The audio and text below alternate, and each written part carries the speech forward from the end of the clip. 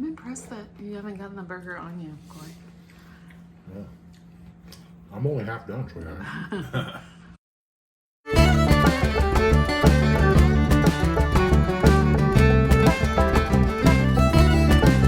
Hey everybody, welcome to the Classy Redneck.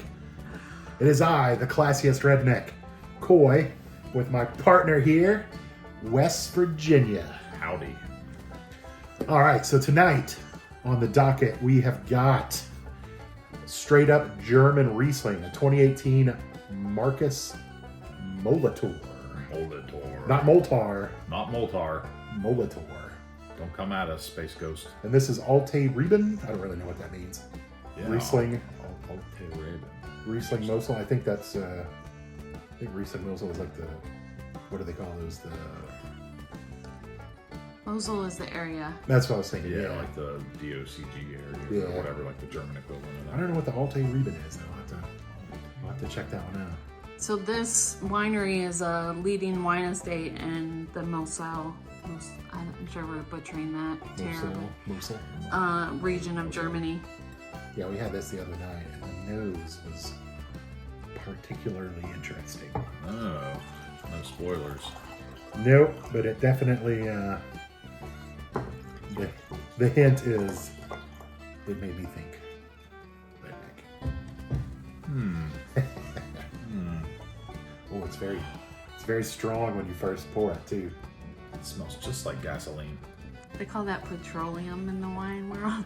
Yeah, that first shot, like it wasn't like that the other night, but that first pour, it was very concentrated right now. I didn't even I was catch it. half joking, but now that I'm smelling it again, yeah, it's somewhere between like diesel and gasoline. That's what you got the other night, right? I was thinking diesel, like when you got like machinery running the diesel, and you kind of got that sweet petroleum diesel smell going from the. Yeah, not really the exhaust so much, just the diesel machinery kind of thing. I promise it doesn't taste like it. I don't know. Let me see a lighter real quick. It's about 8 or 7 octane. Nose, man. Wow. Yeah, it's something, isn't it? I have never smelled a Riesling like this. I've smelled a lot of Rieslings. So I thought, why wouldn't I pair that with a bacon cheeseburger? Yeah, of course. Wow. Okay. I'm guessing the taste is much different. Yes. I'm trying to figure out what else I'm picking up because, like, the petroleum is so prominent. Well, yeah. Is there something else hiding in there? There's that sweetness, but I can't put my finger on it. There's something like kind of light and floral underneath. Yeah, when I swirl it though, I just get like the blast of petroleum that is so overwhelming. Maybe like some kiwi. It's weird. Like some sniffs are just like straight fuel. Yeah. And others there's like, well, okay, all right, yeah, there's some other soft stuff kind of underneath and around the edges. You didn't think that the fuel thing carried through into the palate? I didn't think it did, but today it is a little bit. Yeah, I'm getting it. And yeah, there's like a honeysuckle-y kind of sweetness there. A little bit of something fruity, maybe still kiwi. It's good. It's very different. Yeah, Can't say I've ever had a wine like this. Wow. I think I'm getting a hint of Farfignugan. I was also kind of thinking like a little pear or pear blossom or something maybe. Mm-hmm. Yeah, because there is something floral there. Yeah, it's just so hard to pick up. Like it's so faint and it's so backseat. Yeah. To that petroleum. So the tasting notes say it's slightly reductive at first, and I was trying to figure out like what does that mean when it comes to wine, that it's reductive. So I looked it up, and it means aroma is created or held in the absence of oxygen.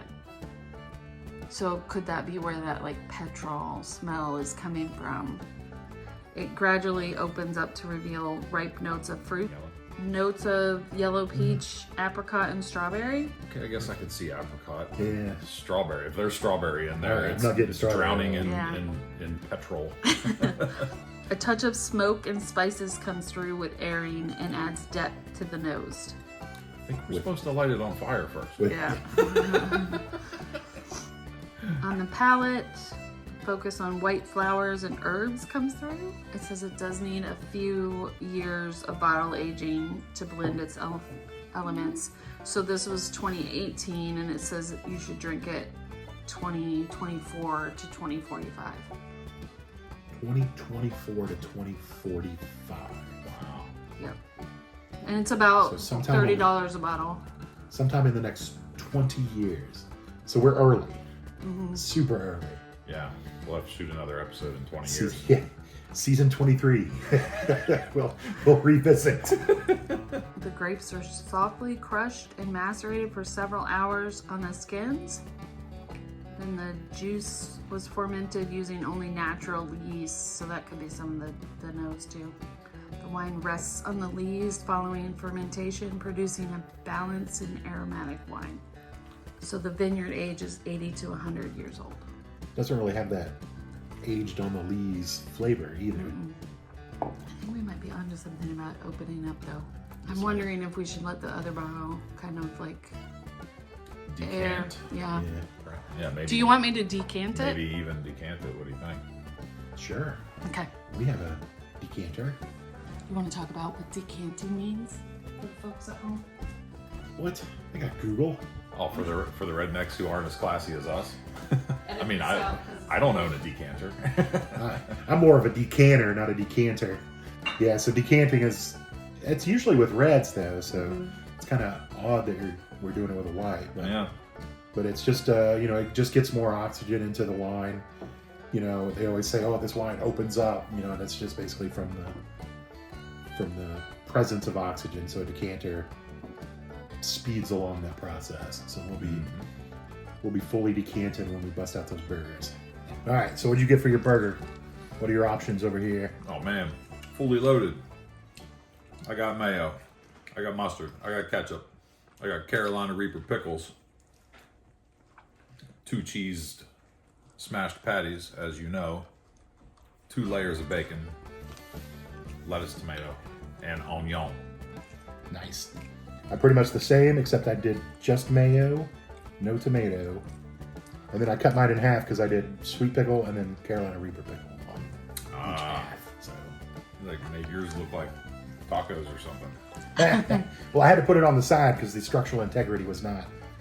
Yeah, mine's just gonna explode. It'll be all in my beard. All right.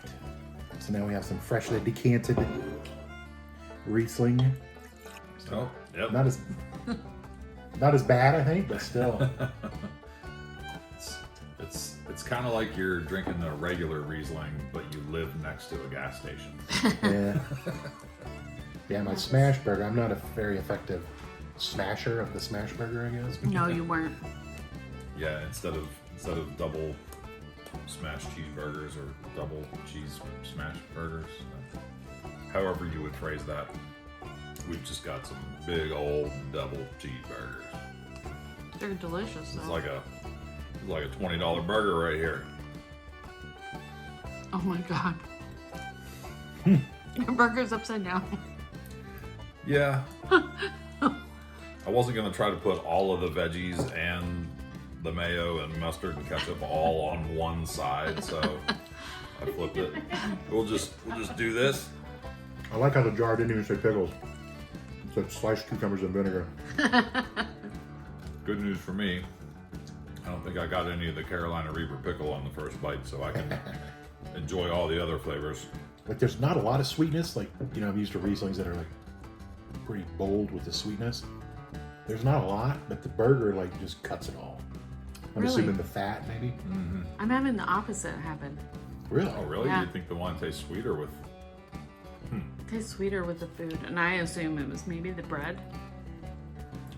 Kind of the yeastiness of the bread, but I mean, it is a dry Riesling, but I was getting more sweet. I think it might be interesting that this wine is different for every one of us. I don't think it's a miss on the pairing. I actually think it works No. good. But I don't know that it's like blow you away good, like transformative good. I feel like the burger also kind of like cuts a little sweetness, but I think it kind of cuts some of the complexity. Like, it seems like a much simpler wine with the burger. Whereas this, the sweet potato fries did not, or at least the yum yum sauce with sweet potato fries. I feel like it might Yeah. work. This might be the first wine we've come across that can stand up to spicy food. Rieslings usually can, like Riesling with Thai food is usually like a popular pairing. Yeah, maybe like I've just never done Indian that. foods. It is interesting though, because now that I'm thinking about it, in the tasting notes, it did say to pair it with root vegetables and squash. So that would make sense with the sweet potato. Yeah, something about the sweet potatoes though. It's nice. It maybe I'm just getting used to it, but I feel like you don't notice the petroleum notes as much anymore. Also, we did decant, so I don't know. So I the still nose smell is- it really strong. Do you? I think it's mellowed out for me. True. Yeah, I pick it up a little bit. Not as strong as it was earlier, but yeah, the sweet potato fries. Whoever wrote those notes online was spot on. Like the root vegetable is definitely the way to go. Yeah, the burger. We've got a lot of flavors going on with the burger here. So of course the subtler notes in the wine are gonna not be as present, but still a good pairing. For a white wine to stand up to a red meat dish is kind of cool in and of itself. Yeah, it does stand up to the Reaper. Reaper very well. Yeah, the only thing you really get, versus some of the other times that we've tried spicy stuff with wines, and it just doesn't work, and the spiciness of whatever hot sauce or pepper or whatever was in the meal like comes through and grabs you from the throat, grabs you by the throat at the end. Like with this, you just, at least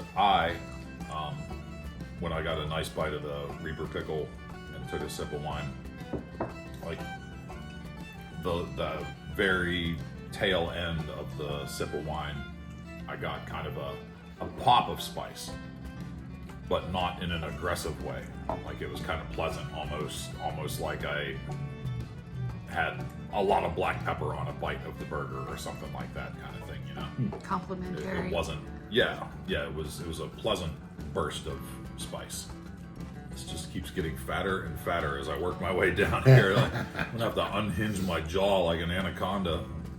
Even with a hearty bite of Reaper pickles, the wine still works.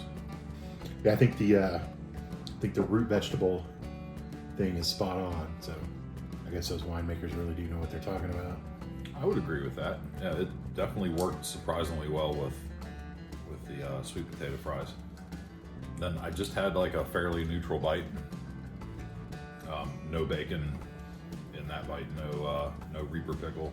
Maybe a tiny little hint, but I didn't pick it up.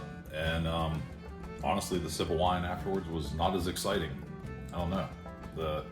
Having a little something extra in the mix brings something out in the wine. It's I wouldn't say transformative, but Yeah.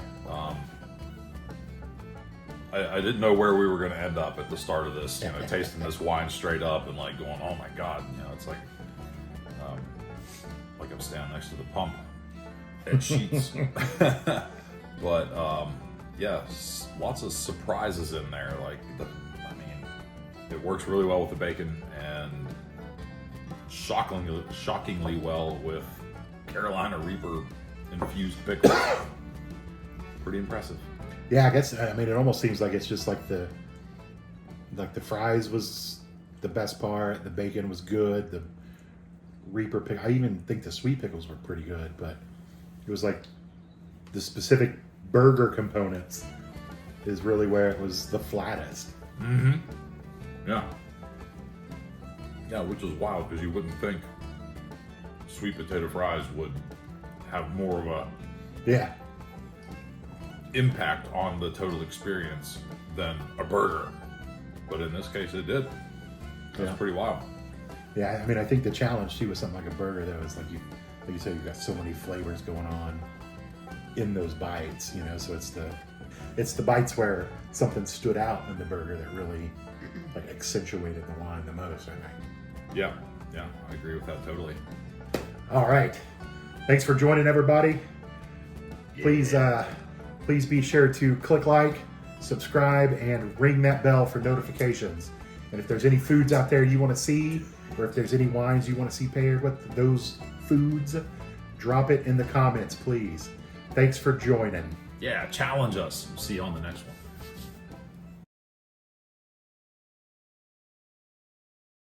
Ice cream, cold cream, Riesling, gasoline.